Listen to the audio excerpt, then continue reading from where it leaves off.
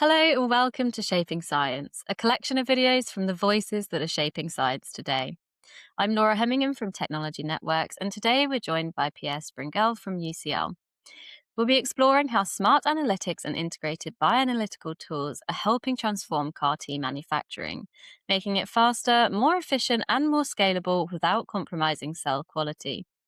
From real-time potency monitoring to high-throughput phenotyping and process optimization, we'll dive into how data-driven approaches are shaping the future of cell therapy production. So, without any further ado, let's get into the science. Hi, Pierre. How are you doing? Very well, thank you. Thank you for having me. How are you? Yeah, good, thanks. Yeah, thank you for speaking to us today about Sartorius's bioanalytics suite for CAR-T manufacturing. So the big challenge is faster, better, cheaper CAR-T manufacturing. But how did combining IQ, IncuSite, and the Amber bioreactor change what you believed was possible? Yeah, that's right. So we were focused on CAR T therapy manufacturing, which typically takes 7 to 14 days, which is too long for patients in need. So we were looking to really accelerate that process. The main workhorse was the Amber high throughput bioreactor. And using perfusion, we were able to really intensify the expansion of the CAR T cells. So we were able to reduce the time required to generate a dose by half. And over a week-long process, we were able to more than quadruple the total number of doses produced compared to some of our controlled bioreactor platforms. And throughout that entire process, we heavily relied on the IncuSites and the IQ to really measure the critical quality attributes of those CAR T cells. And what was very good to see was that we could achieve those significant improvements in growth without compromising on the phenotype or the potency of those CAR T cells as confirmed with the IQ and the IncuSite. Amazing. So could you walk us through a specific decision where bioanalytics data led you to change a core process parameter and what impact that had on your work? Sure. So I'll take it the reverse order. So we actually decided to investigate and change many different parameters and consistently look at the quality of the cells. What we noticed was that changing those parameters led to very big differences in growth, but really no major differences in the cell quality. So that gave us the flexibility of playing around with those parameters whilst having confidence we weren't compromising on the cell quality. One thing we did notice, one time we decided let's push the process from 7 to 12 days, so extending the process a bit longer. And there, the readouts from the InQ sites and the IQ did start signaling that we were worsening the quality of the cells. So that gave us indication, let's keep the process shorter. And if we ever do need to extend the process, be careful because there are things in terms of the quality may start worsening.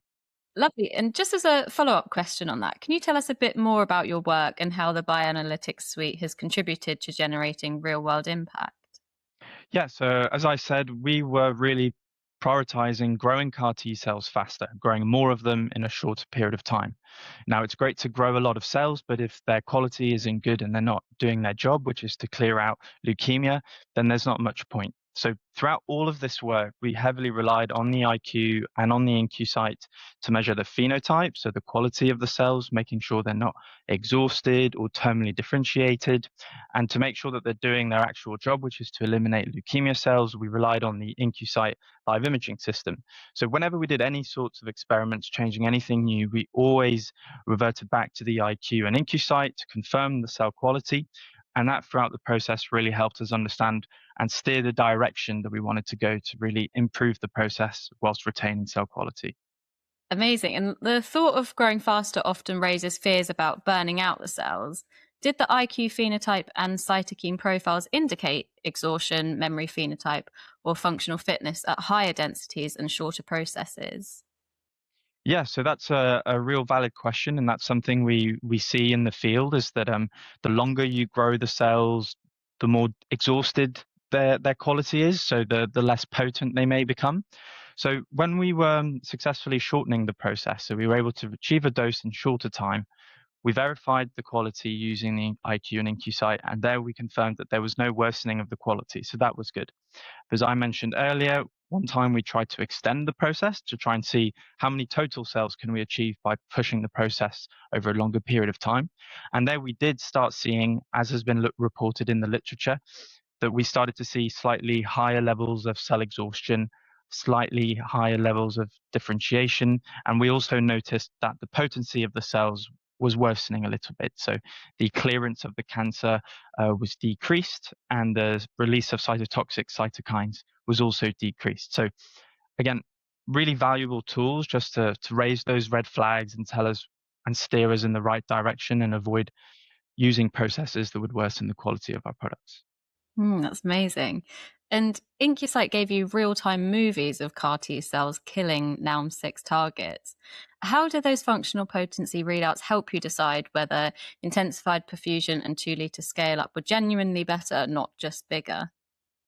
Yes, those video readouts are great. Firstly, it's just amazing to be able to show a visual video of the CAR T cells eliminating cancer cells for an audience. There's nothing better than a short video. Then, of course, from the analytical aspect, we were able to quantify how much are these CAR T cells actually killing. So when we shortened the process, we were actually seeing that the CAR T cells were more potent. So they were better at killing the cancer. And that, again, is in accordance with what we see in the literature.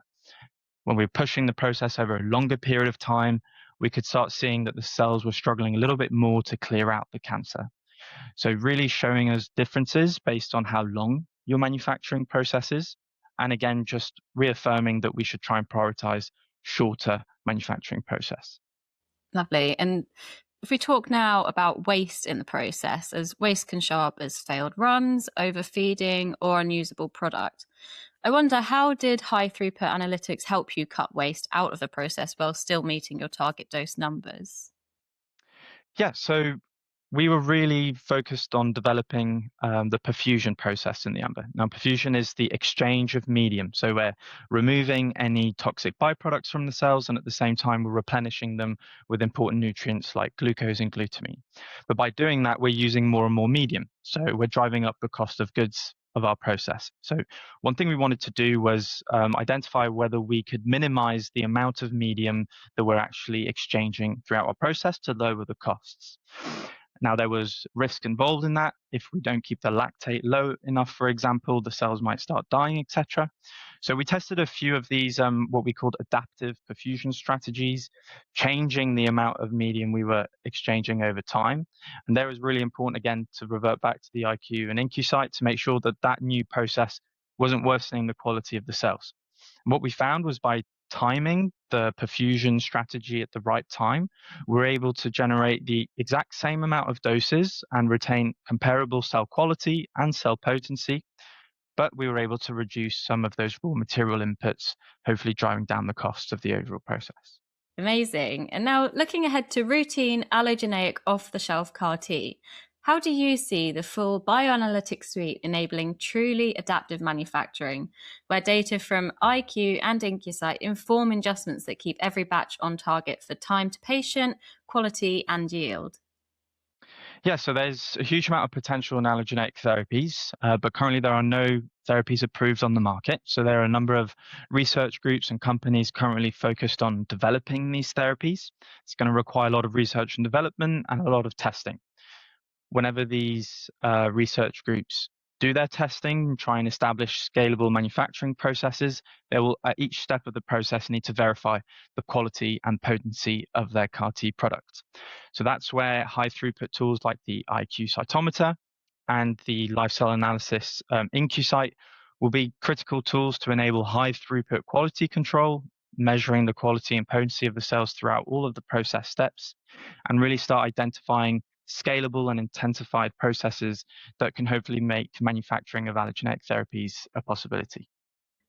Yeah, it all sounds so amazing. Thank you so much for sharing your experiences and insights. It's been a real pleasure talking to you. You're very welcome, and thank you for having me. Thank you. Thank you to Pierre for joining us today. To learn more about how smart analytics and bioanalytical tools are transforming CAR T manufacturing, please explore the links in the description. Thank you for watching, and together we are shaping science.